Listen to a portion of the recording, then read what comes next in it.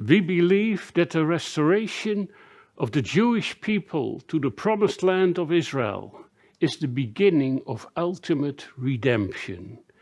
We believe that the nations of the world carry a responsibility to help the Jews return. We are witnessing a modern-day miracle.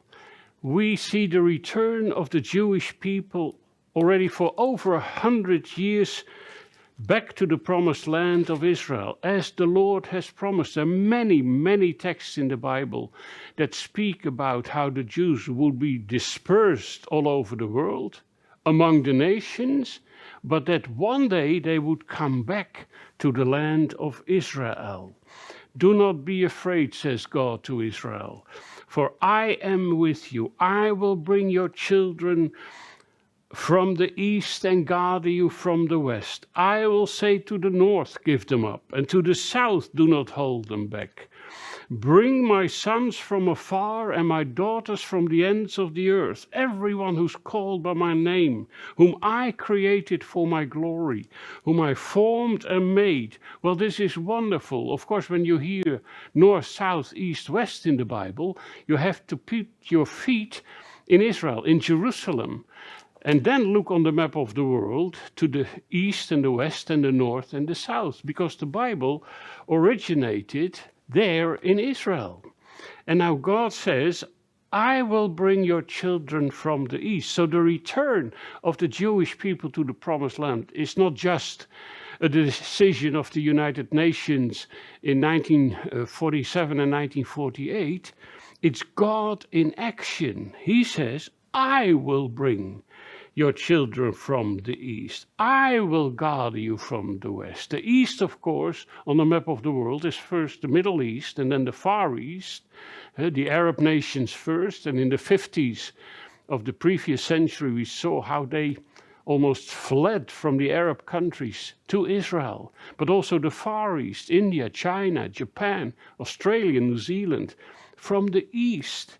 And I'll gather you from the west. The west, of course, looking from Israel, is Europe and ultimately the Americas. And after the Holocaust, with the 6 million murdered in the lands of Christianity in Europe, almost like skeletons, they returned to the promised land. When you look at the old pictures, it's like seeing bones almost. I always think of Ezekiel 37, the valley of dry bones, scattered. But God says by mouth of the promise, come back, go stand on your feet and return to the land of Israel. Like skeletons, they came back from the concentration camp, back to the land of Israel, from the west, from Europe. And they're starting to come back from the Americas as well. And Ezekiel 39 says that one day he will leave no one behind. They will all return. It's not perfectly clear in the Bible whether they will all return before the coming of Messiah, before the coming of Jesus Christ.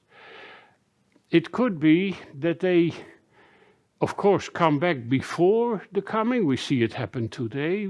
But there are also texts in the Bible that speak that when he has come, the Messiah of Israel, that he will gather his people from around the world back to the promised land of Israel. But he is in the process of bringing them back to the land. I will say to the north, give them up. And the north from Israel is, of course, ultimately Russia and the former Soviet republics. We help, as Christians for Israel, Jews especially from the Ukraine, already for many years to return to the land. And to the south, do not hold them back. The south from Israel is Africa, and we've seen it all. The black Jews from Ethiopia, they're called the Falashamura, how in waves they returned from the south, from Ethiopia, and from other parts of Africa. Now the Lord says in this passage, bring my sons from afar. Don't look how prophecy is nicely being fulfilled. Oh, look, they're coming back from the four corners of the world. Oh, yes, you can see the Bible is true. He says, Not watch how it is happening, but bring them. Who should bring them? We should bring them. The nation should bring. God is using the whole world by decisions of the United Nations in 47 and 48, by actions like Bring the Jews Home that we as Christians for Israel do, other organizations as well, the Jewish Agency who's involved in all of that. But it's God in action, my sons and my daughters. This is how he speaks about the Jewish people. Bring them, my sons from afar, my daughters from the ends of the earth, everyone who's called by my name, whom I created for my glory, whom I formed and made. Israel carries the name of God, Israel, El meaning God, like in Emmanuel, God with us, whom I created. God created Israel and has chosen them. I formed them, made them, I educated them. How are they returning from the four corners of the world? Are they already believing in Jesus? Well, some of them. But many even lost their faith in God because of all the atrocities they went through during the last 2,000 years. Verse 8 said, lead out those who have eyes but are blind, who have ears but are deaf. So they return blind and deaf. Blind for who Jesus is, deaf for the words of the gospel. It's exactly what the prophet says. They will not remain blind and deaf. One day they will get the revelation. But in a state of blindness and deafness, they are returning to the promised land.